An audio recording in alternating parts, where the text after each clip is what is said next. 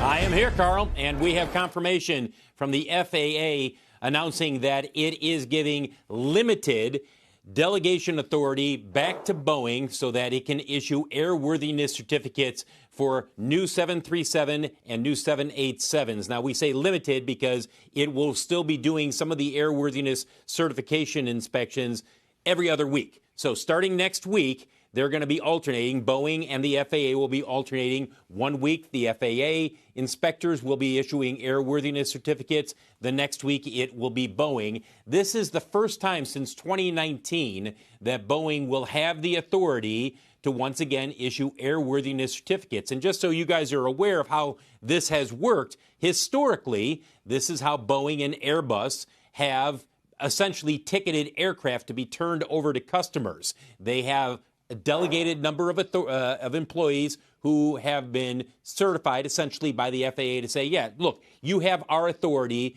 to check every aircraft as it's coming out.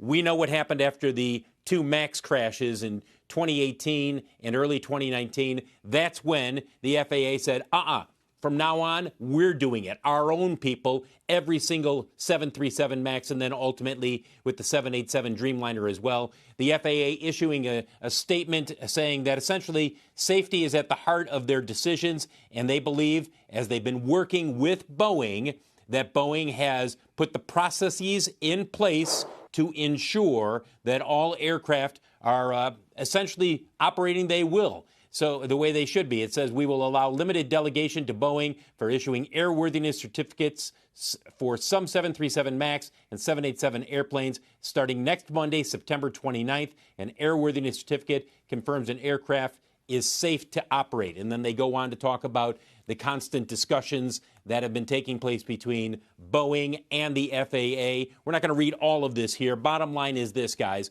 What you're seeing here is a big step for Boeing in terms of moving towards increased production and moving at a faster rate. Now, the FAA still has the authority and still holds the authority to limit 737 MAX production. It's at 38 a month. They may approve Boeing to move up to 42 per month. We expect that in the next couple of months here. But this is an important step towards Boeing moving back to where they were before the 737 MAX incidents back in 2018 and 2019.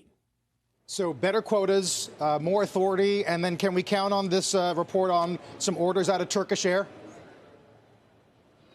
Well, you know how this goes. You got to wait for the official order to come from Turkish Air before these things are announced. But I'm fairly certain you'd be comfortable if you look at that announcement and you say, okay, yeah, here's another one. And so for Kelly Ortberg, a lot of the things are coming together, Carl, in terms of increased production.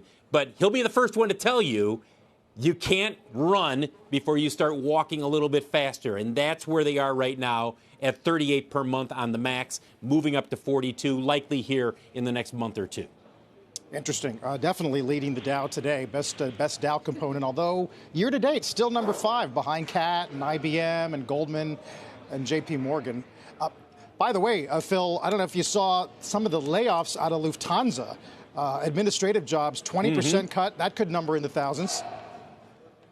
I think the European airlines are seeing a lot of competition is cutting into their margins to a large degree. And so those layoffs, while it's, some people would sit there and say, whoa, we've got record number of people flying. How can that be? Keep in mind, these are on more the administrative side as opposed to the people who are out there flying the aircraft, the crews, et cetera.